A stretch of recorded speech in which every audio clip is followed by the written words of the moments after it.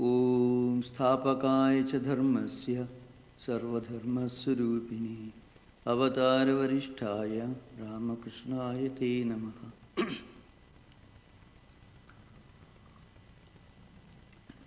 So today morning's topic is again the continuation of these spiritual insights into Indian classics. So at the very outset I mentioned there are two very important ancient classics in Hindu Vedantic tradition, Ramayana and Mahabharata, and I gave 2-3 lectures on Ramayana, which is well known and popular in many of the countries far beyond India. In fact, in most of the Far Eastern countries like Thailand, Cambodia, China, Japan, and Malaysia, Indonesia, in many of these countries, these stories are well known.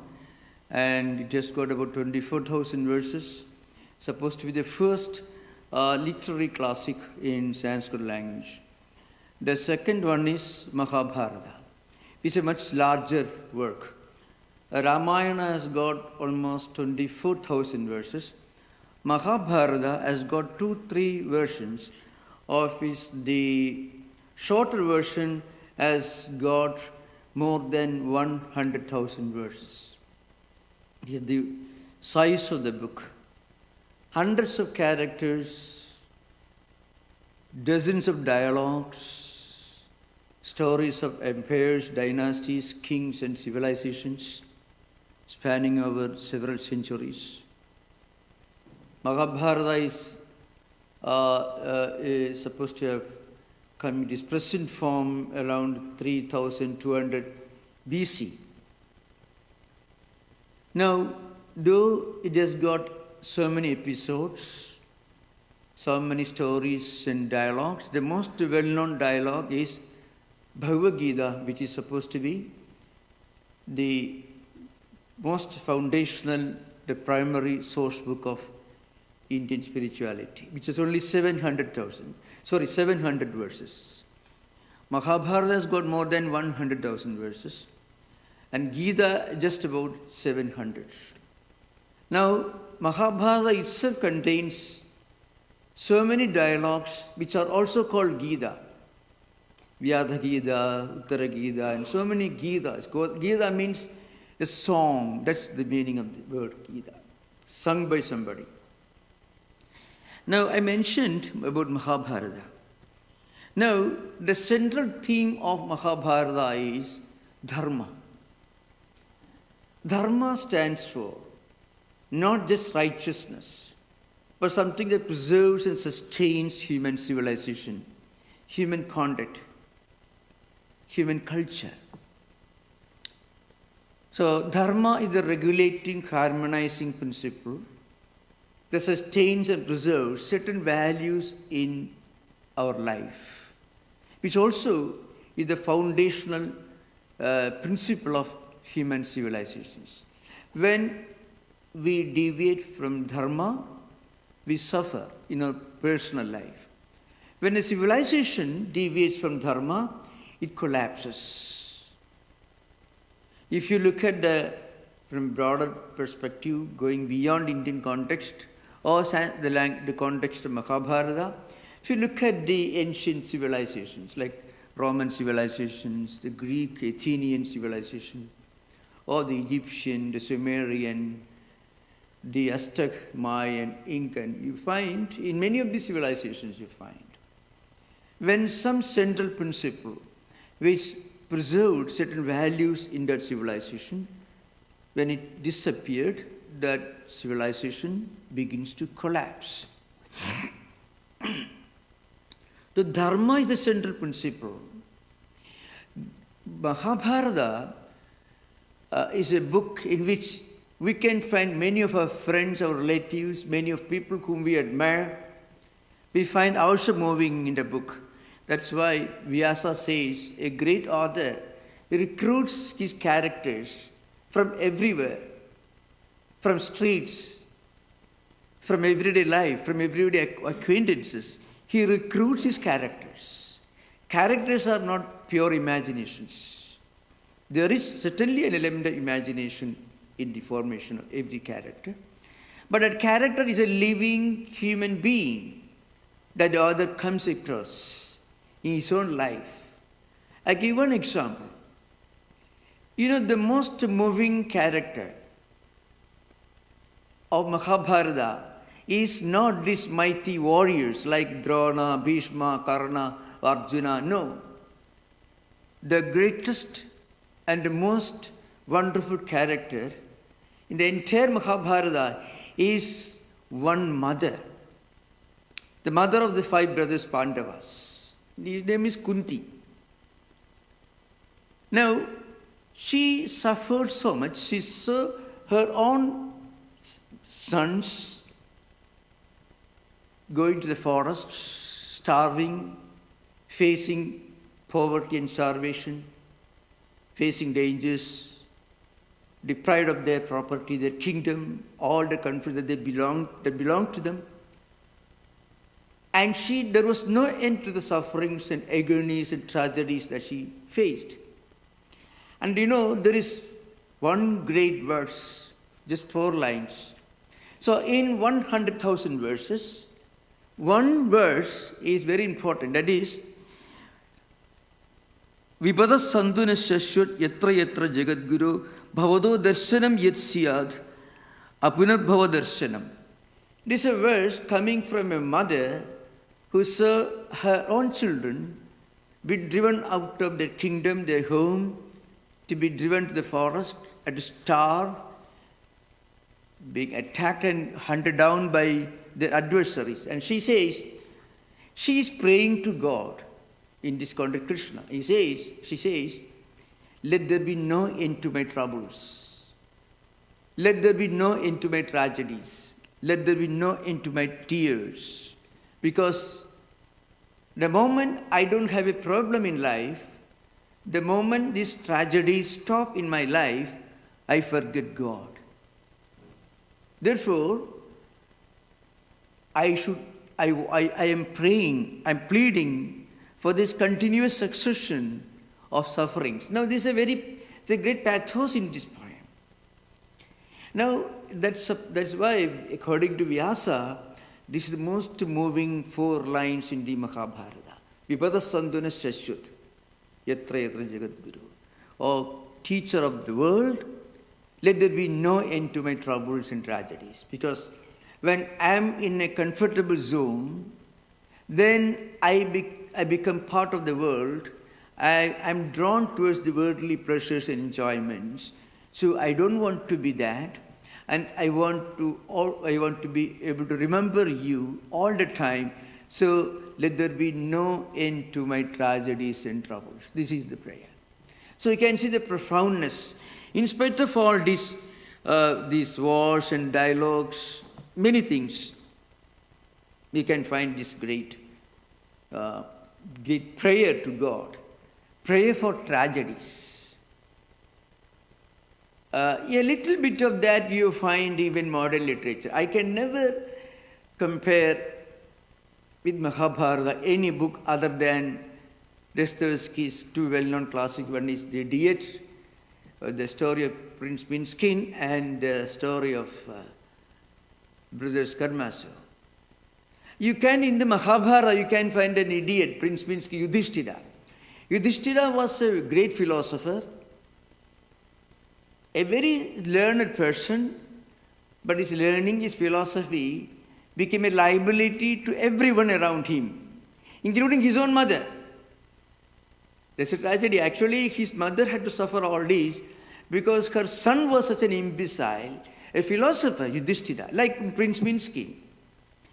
So, but Dostoevsky was trying to portray a character who was as close to Christ as possible, as Christ-like as possible.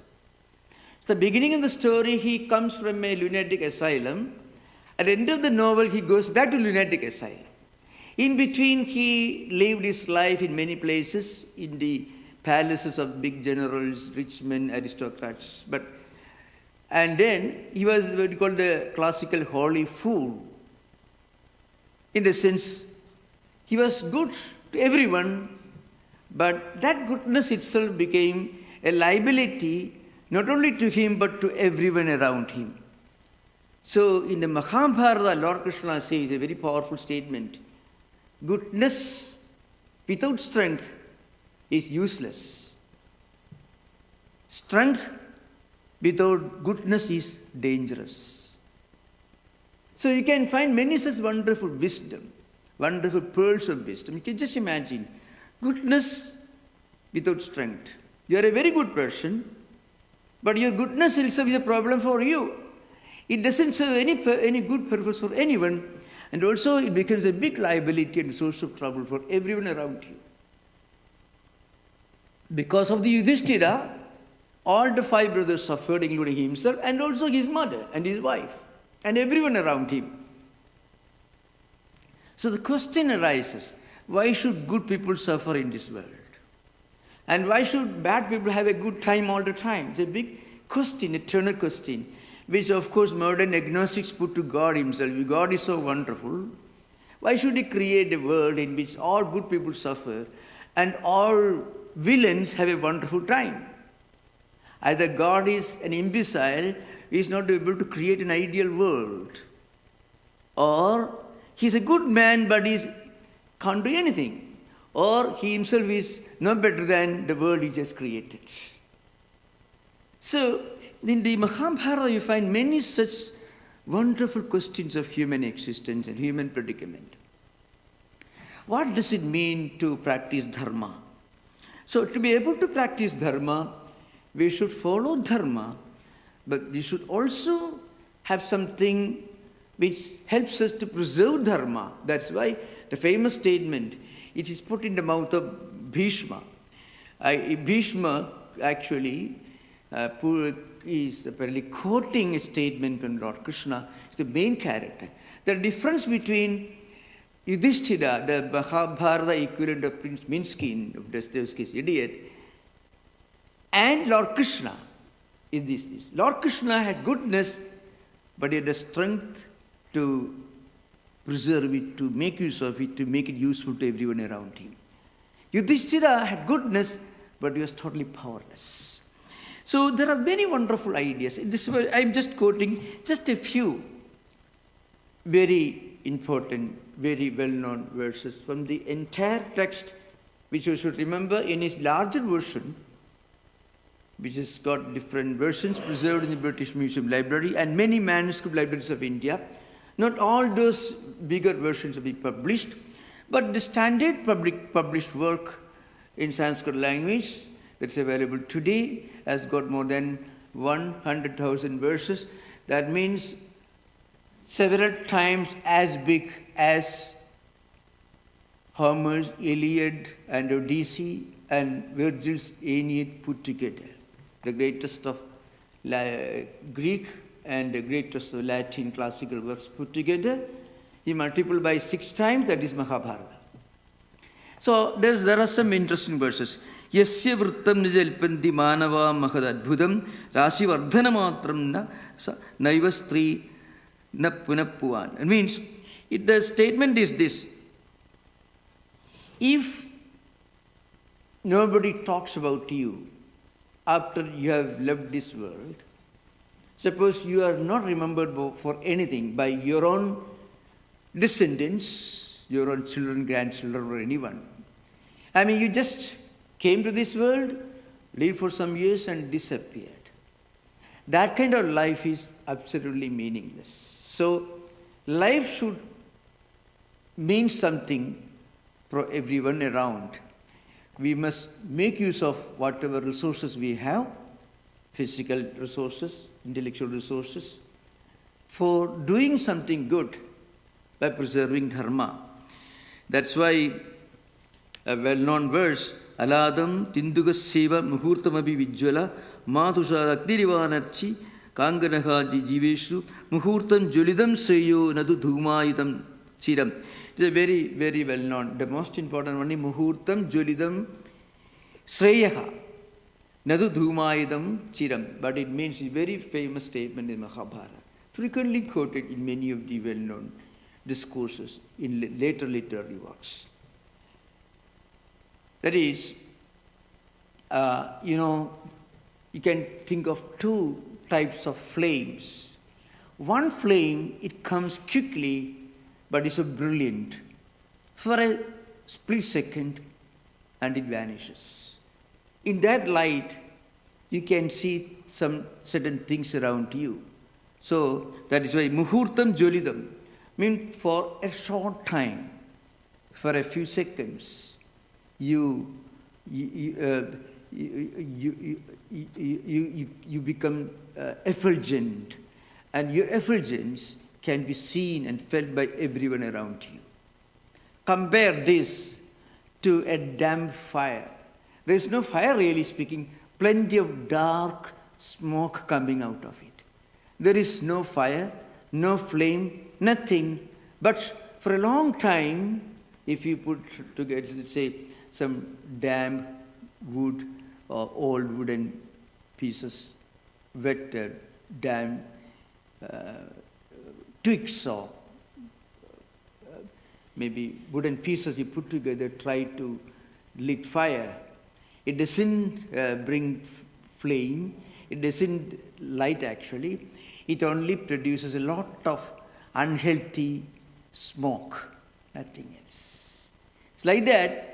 Life should be like a lightning flame and not something that produces plenty of dark smoke without being of any use to anyone. So just imagine the previous one, Vibhada Sandhuna Shashwat Yatra Yatra Jagat Prabhu. And a mother praying to God for more and more tragedies, because she says, whenever I have a good time, whenever there is no problem in my life, whenever there is no tragedy, no tears in my life, I forget God. I become a creature of my senses. Whenever I have a problem, then I realize, well, this body, the sense pleasures, all that I see around me, all these things are impermanent. Then I look towards something that is transcendental. If we don't have problems, we don't recognize the value and meaning of life. This is supposed to be the greatest and most important verse. There are many such great verses in the Mahabharata. And in fact, Mahabharata itself, the author makes a wonderful statement. He with upraised hands, he's crying aloud. And he says nobody is listening to him. Because if you follow dharma, then you can get artha, kama and moksha. These are four values which are described in the Mahabharata. I shall try to explain briefly. Artha and kama. Artha means something that you need to enjoy life, wealth, status, money, all these people we need. Then only we can fulfill our desires. This is kama. Natural. Every human being, not only human beings, even animals also need certain things to live in this world. It is natural. But the pursuit of these pleasures, worldly desires, should not be without recognizing the importance of dharma. We should not deviate from dharma in our pursuit of artha and kama. We should not deviate from righteousness, from ethical and moral principles in our pursuit of worldly desires. Because if you follow the path of desires, worldly enjoyments, without deviating from the path of dharma, righteousness, upholding the principles of ethics and morality, then you get ethics and morality, you get dharma, artha and kama. You will have all the good things of this world, but also you will have the mental, the psychological health to enjoy the fruits of your own labor. That's an important thing. So Vyasa says, Udabahu viramesha nacha kaschit sunoti me dharma dharthasya kamascha sudharma kim na sevide. He is lamenting, crying and weeping. This author of Mahabharata. So you can just imagine, he was a great philosopher. After writing the more than 100,000 verses, he says, unfortunately, people follow the path of worldly desires. I don't find anything wrong in it. You can certainly pursue the path of worldly enjoyments. Absolutely nothing wrong. But sometimes we deviate from the path of dharma, righteousness, ethics, and morality. So what happens? You lose all the three. You don't get dharma, you don't get ethics and morality, you're not able to fulfill the desires, and you are not able to get the things that you need to fulfill your desires. So all the three values, that is, dharma is lost, the ethics and morality, that is lost. The sustaining principle is lost. And also a pursuit of the means for enjoyment, that is lost. And enjoyments themselves are lost because we deviate from the path of dharma. So Vyasa, after writing all the 100,000 verses, he says, with upraised arms, I cry aloud, I call upon humanity, please do not deviate from the path of ethics and morality, from righteousness, this is called dharma, because if you follow the path of, if you uphold the values of dharma, you get everything else that you need. But if you deviate from that, you lose everything, all the three. So you can find so many wonderful statements. Sometimes, there is also sarvo vimurshyade jantu krichasto dharma darshanam padastha pikidam dwaram paralogasya pashyati. He says, he is making again a very wonderful statement. Normally, we start thinking of some higher values in life only when we find that our efforts do not bear the desired fruits. We work hard, do everything, but something doesn't click, something just doesn't work together. As I mentioned earlier, the logic of mathematics doesn't work in life. In mathematics, if you put 2 plus 2, it's always 4. It cannot be 5, it cannot be 3. But in life, this logic doesn't seem to work.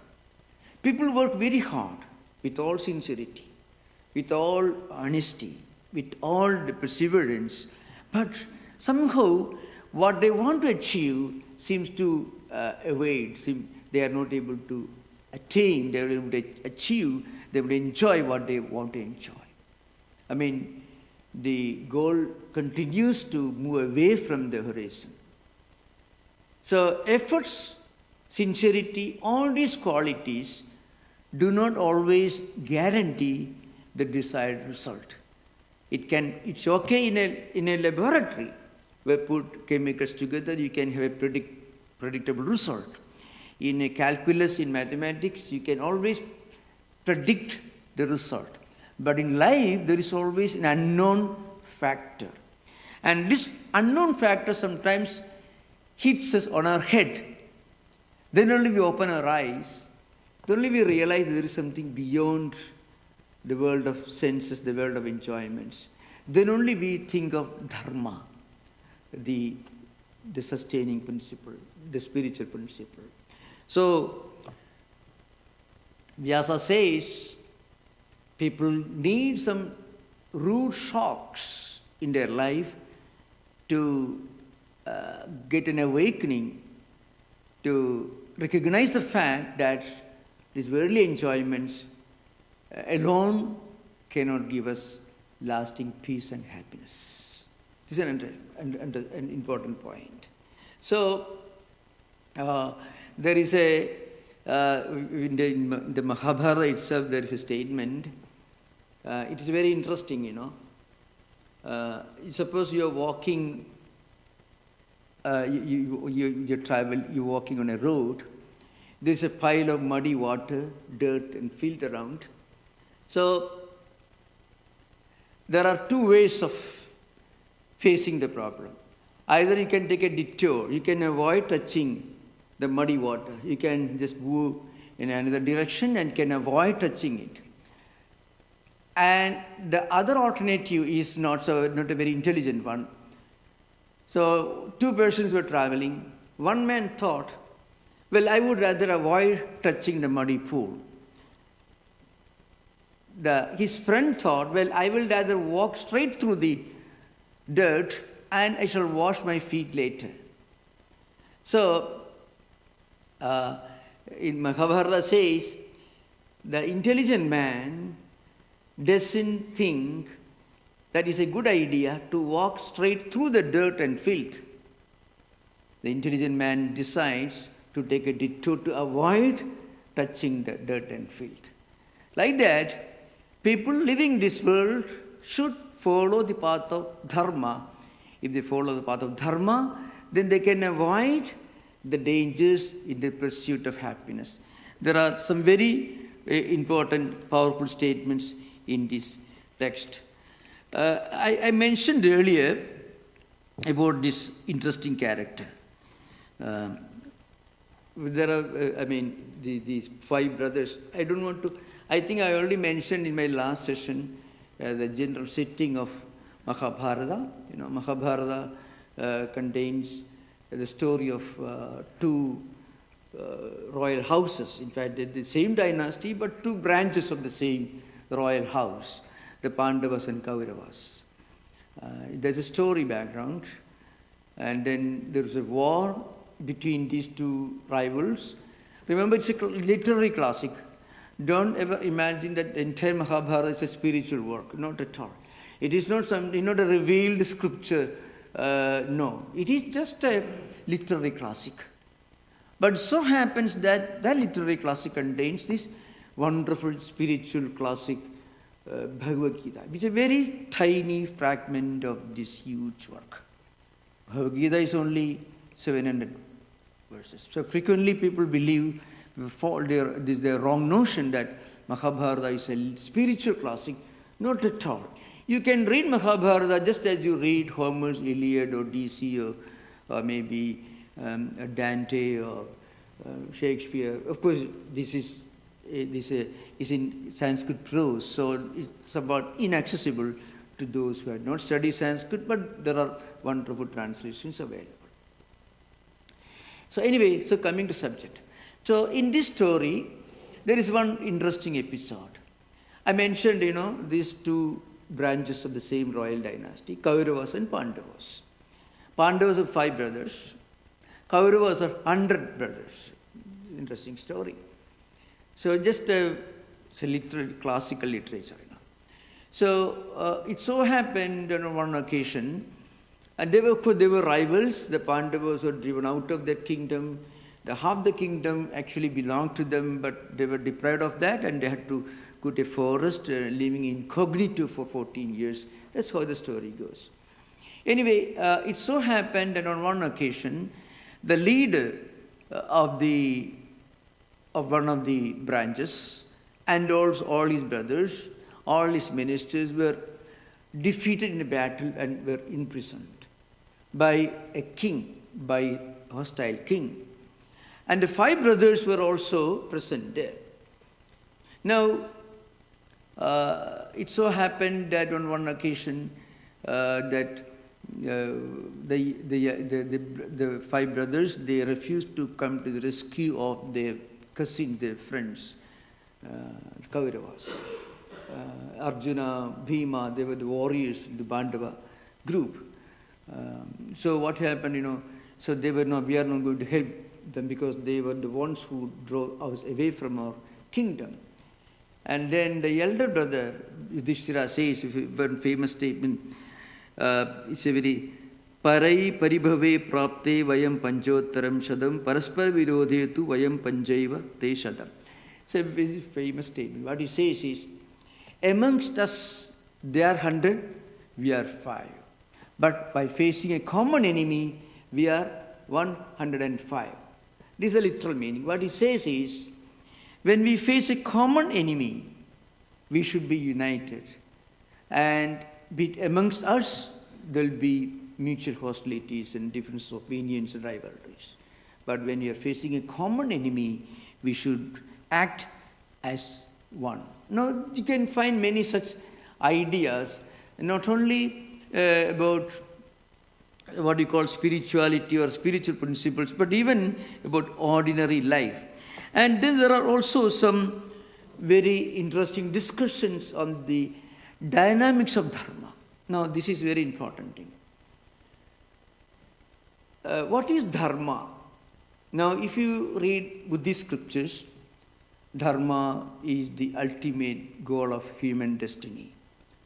Dhammapada, Dhammapada is the most well-known small little work from Sutta Pitaka. It is the most representative small little classical work of Buddhist tradition, but written in Pali language. This is similar to Sanskrit. And interestingly, the 26th Bhagavad, called chapter of Dhammapada, reads almost like translations of some of the 18, 19 verses of Bhagavad Gita. There are close affinity. Many of the ideas that you find in Buddhism are directly taken from Bhagavad Gita and Mahabharata. It's a different story. So, but in the Mahabharata context, dharma has got a different meaning. In Buddhism, dharma means a universal spiritual ideal. That's the meaning of Buddhism. That to be kept in mind. When we use the word dharma, the English word D-H-A-R-M-A, sometimes we may not fully often realize this, recognize this major difference between what dharma means in Buddhism and what it means in Mahabharata. In Mahabharata, dharma means what you may constitutional propriety or ethical moral propriety, righteousness, right conduct, correct way of acting, behaving, doing things. That's a real implication of dharma in Mahabharata. It also can imply what you may call constitutional or legal morality, propriety, or ethics. Beyond that, it doesn't have a high metaphysical, spiritual meaning comparable to what dharma means in Buddhism. So in Buddhism, dharma is the ultimate spiritual ideal. So, Buddham Sharanam Gacchami, Dharmam Sharanam Gacchami. So we take refuge in dharma. That is not the meaning of dharma in Mahabharata. In Mahabharata, dharma means right conduct, righteousness, etc. Now, that dharma is a very elusive, very abstract, very subtle principle. We can never really decide what is dharma. I gave this example of Yudhishthira in this Mahabharata. Yudhishthira is portrayed as an embodiment of dharma. A man was very wise, very learned, but practically you may call very useless also. You know why? This is a cruel word. Some traditional scholars may take offense. No problem. Well, more like, let's say, Neville Chamberlain, who entered into a treaty with Hitler in 1930-39, just before the beginning of the Second World War. And he thought that we have achieved peace in our generation. And in 3-4 months, Hitler invaded Czechoslovakia and Poland. So, Yudhishthira is somebody like that, Neville Chamberlain. Actually, Gandhi also was somewhat like that in Indian context, not in the context of the world. It's a different story. So, you can imagine, so Yudhishthira, Yudhishthira was a good man, as a man, more like I mentioned Prince Minsky of Dostoevsky's, idiot. Very good man, you may welcome him in your home, but if you follow him, you are doomed. Wonderful man, but he had a lot of goodness, but no strength.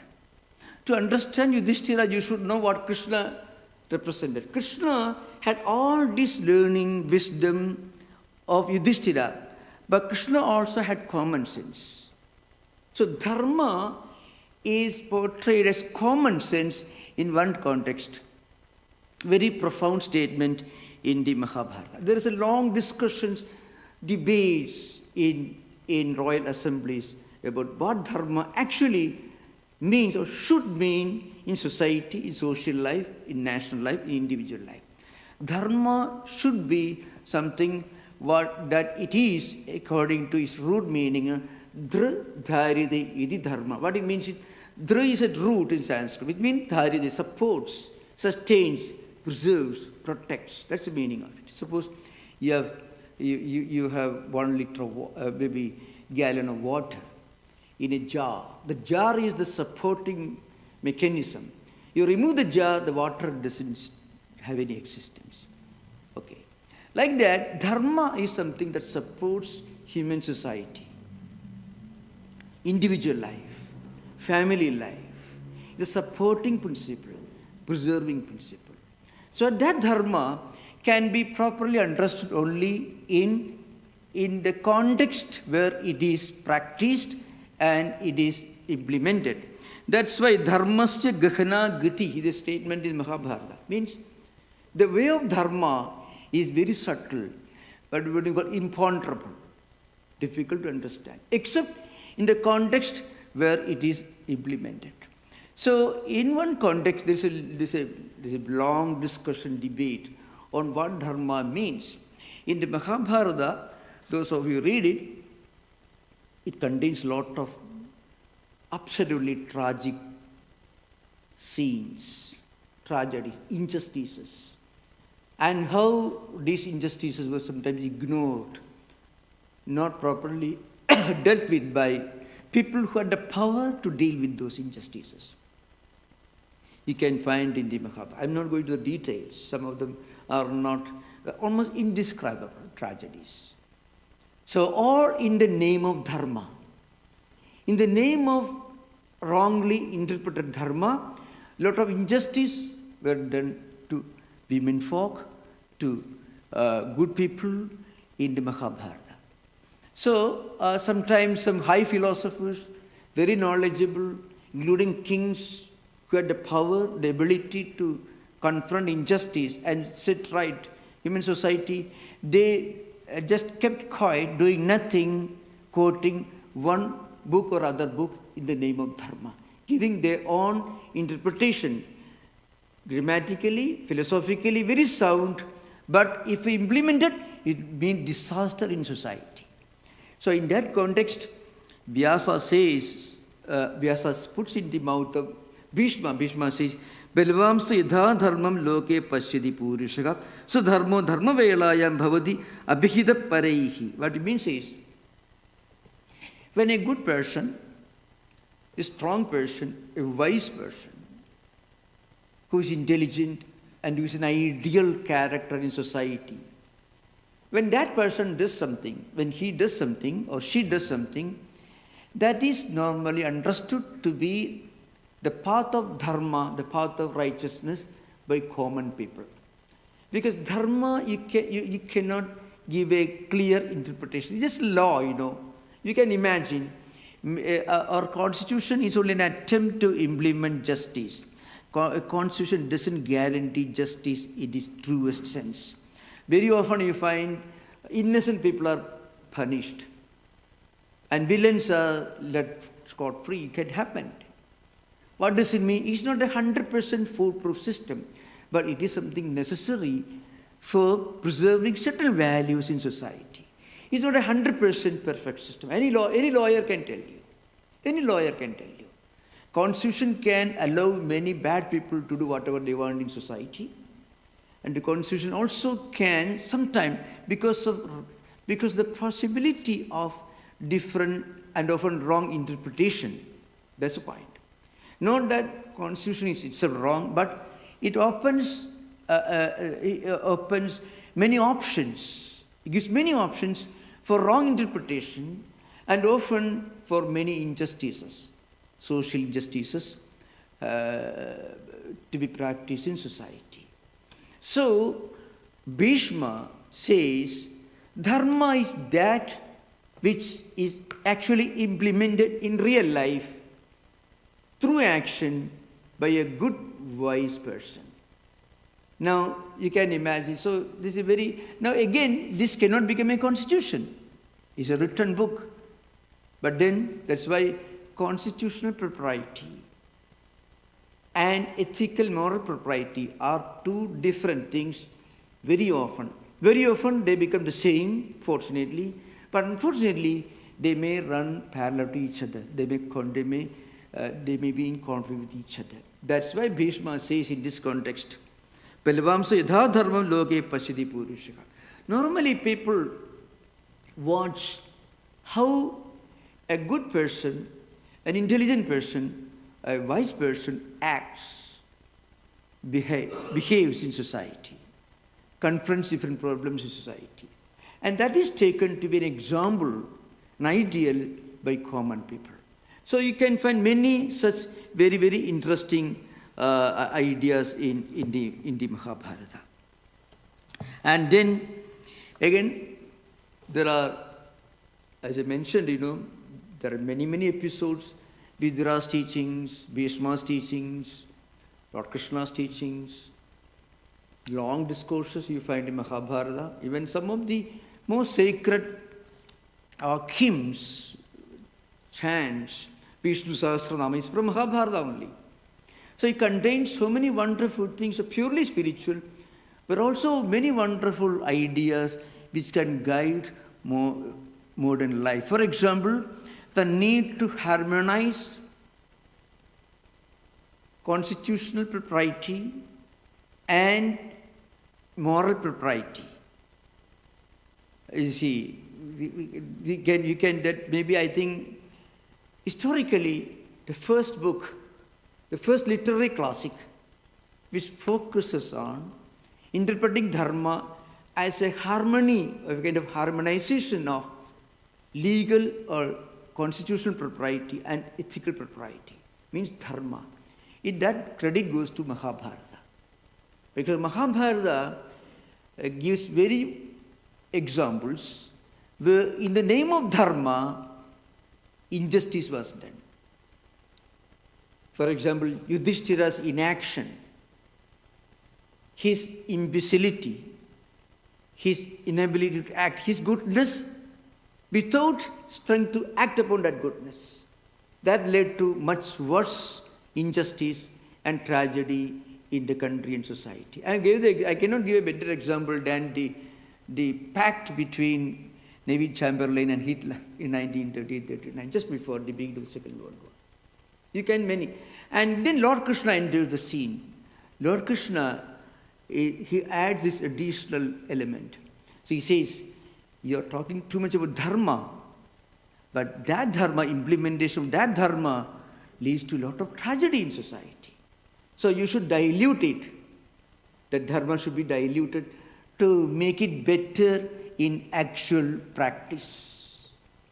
That's why statement, asad uchchairavi prokta shabdas sam upashamiti deepyadetu eva lokeshu shanairavi subhashidam. What it means is, if you talk a very bad word, if you speak something that is unpleasant, that can disappear one day. So some very important statements about conversation. I'm giving examples from different contexts. In our actual life, in our conversation, in our interaction with others, how we should be careful, etc. He says, we may speak a very bad word very loudly. The echo will die and disappear gradually. But if you speak a good word very silently, in a very low voice, it will have its effect all over the world. That means the good word means a good thought. A good thought, if we can think in our heart, which actually can influence our own life, and by seeing our life an example, others will follow. On the other hand, whatever bad words we speak, they their life is limited to the few seconds when the sound vibrations will be heard in the atmosphere. But a good thought of a thing in our heart will have a lasting effect on human society. There are many, many wonderful examples that there is no time for me to do justice to everything. But what I wanted to say was this: Vyasa's great effort, this unique work.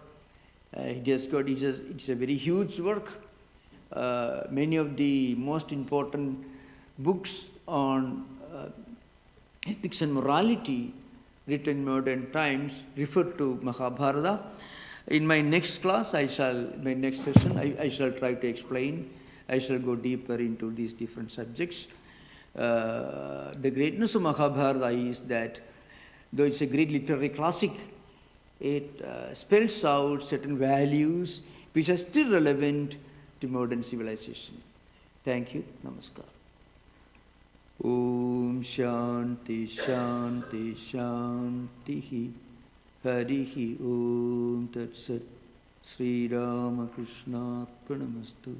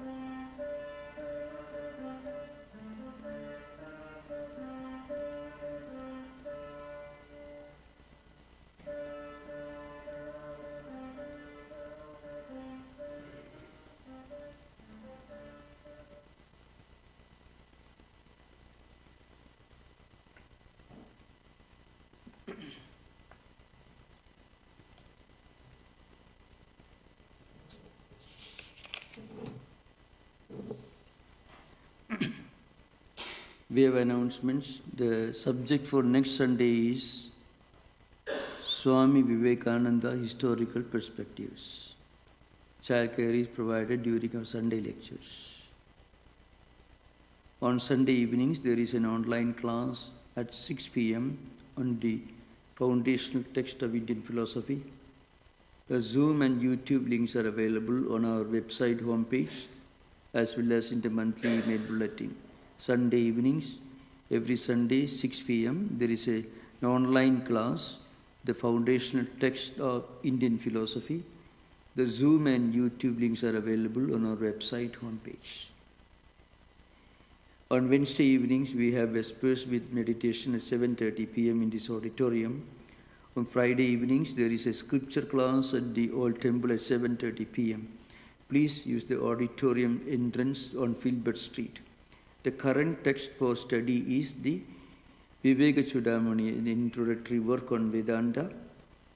So we will begin that text next Friday, 15th November.